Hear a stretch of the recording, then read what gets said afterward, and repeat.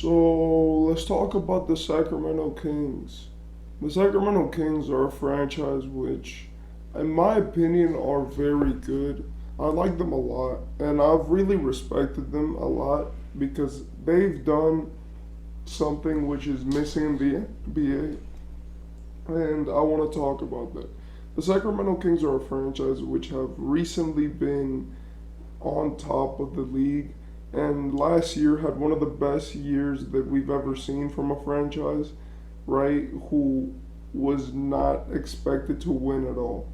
You know, what happened these with the Kings was that they were a team which, when you would look at them and when you would see their way of playing, that fast pace, that just score, that their defense and the way that they played the game, you didn't really think it was going to translate to having a lot of success and or making the playoffs and challenging a team like the Warriors, but it did. And in my opinion, that all has to do with the culture, right? And that's what I want to really talk about. The Sacramento Kings are a team which has culture, and that's something that's missing from a lot of NBA franchises in 2023. You see a few of the teams which have a very strong culture are in Miami. They have a workhorse culture, they have a no party, get better, work, train, and then we can celebrate when we win, right? Like there is always room for fun, but you have to work. We have to develop you. You have to get better, and we all have to be pushing each other and working as hard as we can and treating every single game like it's the last game. You right, and that's Miami's culture. Then you have a team, right, like the Nuggets, which their culture is very stoic. They don't, their culture is play the game to win, make the right play, don't get greedy. And that's a culture which has been brewing, and it's mostly centered because of Nikola Jokic and how he has influenced that team. But it's a culture that's actually there, right? And finally, you have a team, right, like the Warriors, right, or the Nets, or which are these teams which have cultures because of how they play, right? The Warriors have a very fun one where they shoot threes, they play fast, they set a lot of screens, right? Or at least they're historically known for that. A team like the Nets, because they're young, they're exciting, they can run, and they play defense. And teams like that with an identity to them, it's hard to see them in the NBA to the level that we're seeing Sacramento, right? Apart from Miami, Sacramento is the team with the most culture in the NBA. They're a team which loves playing with each other.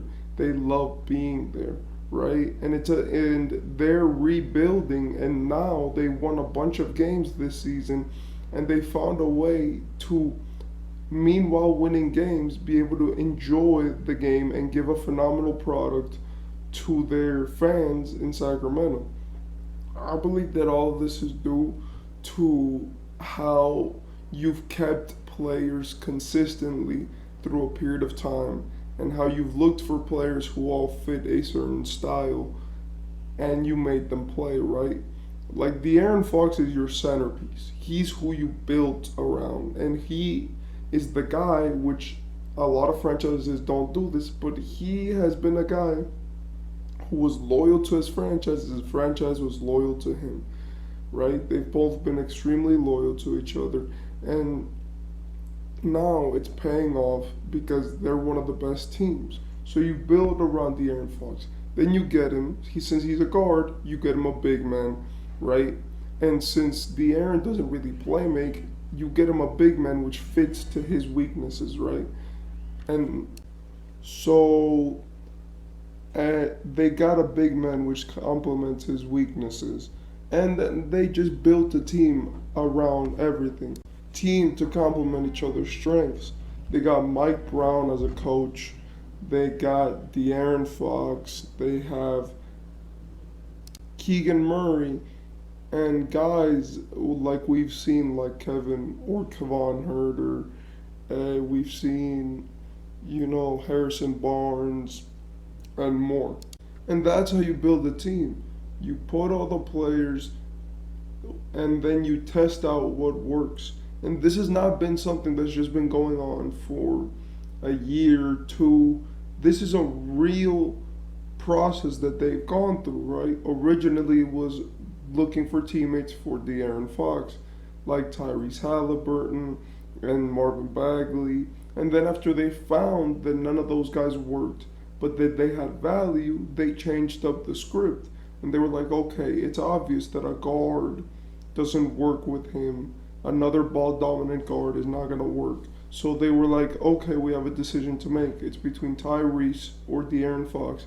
They chose De'Aaron Fox because of his loyalty and his consistency, and it paid off for them, right? And in my opinion, this all has to do with how we look at teams. And I think the Sacramento Kings are the perfect franchise to look at if you want to see what an ideal rebuild looks like. They got all of their players, right, by drafting them, by trading for them, and they got players who worked within their system. They got a star, a co-star, and then they got a few developmental pieces. They got a few young guys and a few vets. And most importantly, they have a phenomenal head coach who puts it all together and allows him to be a leader for his team. And especially as your stars are not these 34-year-old dudes. This is not the Lakers where your stars are completely seasoned vets already. This is a team which is mostly of young players in the Sacramento Kings. But what we can see from all of this, in my opinion, more than anything, is how important good basketball is for a franchise. And the reason why I say this is because really the Kings don't do anything wow, apart from 3-point shooting, which they're really good at that, right? Since they have a lot of threats, they have Keegan Murray, Malik Monk, Kevin Huerter. They have Harrison Barnes that when he gets hot, he's really good, right? De'Aaron Fox, when he makes them, he's really good. So they have A+ 3-point shooting when it comes to their team. But apart from that, they don't do anything phenomenally well, right? Like the Warriors have their movement system, which they've completely mastered and have a tactic for that. The Lakers have that Anthony Davis, LeBron pick and roll. The Nuggets have that two-man game, and all these teams have specialities which just work for them and you can rely on if you need easy points. But the Kings don't really do anything that well.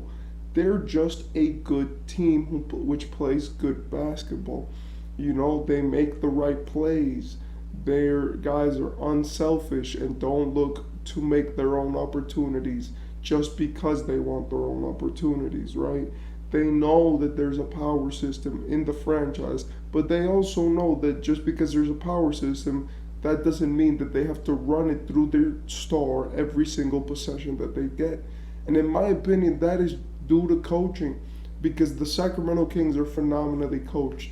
Mike Brown is a phenomenal coach. He's a great coach, and he's really shown that putting it together for a franchise is more about finding players who work together than about having the best superstars of the NBA. Because the Kings had a better record than a lot of franchises which have better superstars. Like a team like the Warriors, which has Steph Curry, Klay Thompson, and Draymond Green, 3 Hall of Famers, right?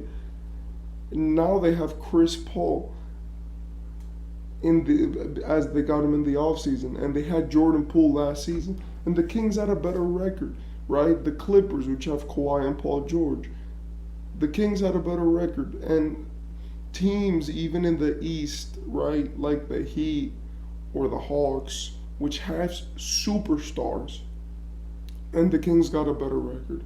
In my opinion, what the Kings have done is beautiful, and I hope that they keep being one of the top teams in the NBA. and that they keep lighting the beam because it's amazing what they've done. And I really like the Kings.